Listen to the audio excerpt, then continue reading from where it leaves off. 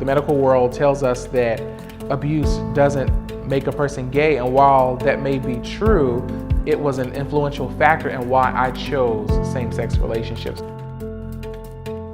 The hardest part about writing my book was reliving some of the most painful, darkest memories of my life: sexual abuse and abandonment, rejection.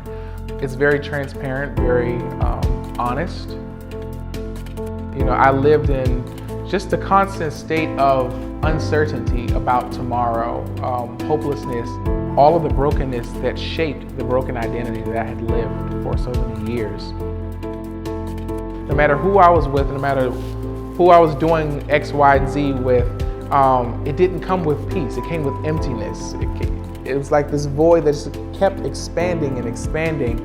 But when I met Jesus, I found fulfillment to that void in my life. And He has given me such great contentment where I don't need to turn to men anymore or my vices. Like, I'm totally satisfied and happy in this relationship that I have with Jesus Christ.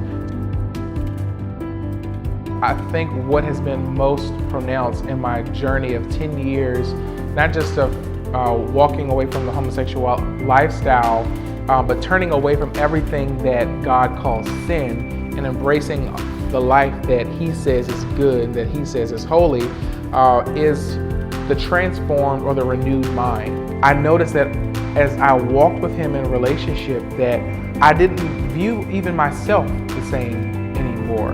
And He has given me such a peace that I didn't have before. You know, He has given me things that I never thought that I would have. So He just come and flipped my world upside down and has shown me that He is really everything I ever needed, and I'm so glad that He did. My desire for this book is to share what God is able to do in a life that is submitted to Him. In no way do I desire for this book to be used as a tool to harm anyone. I remember what it felt like to be gay bashed. I remember what it felt like to be spat upon and physically assaulted and verbally assaulted on the basis of my sexuality. So I would never want to provide a tool for somebody else to do something like that to anyone. I know that this book will make some people uncomfortable, both in the church and outside of the church, but I hope that people see that this is a love story. I think the book is really for anyone who is looking for hope. I think at the heart of it, we all relate to one another, although our experiences are different. We're all wrestling with sin, we're all wrestling with brokenness, and my desire is that through my story, people can rightly see Christ and His ability to meet us where we are, and to bring hope and to bring transformation and to bring healing in.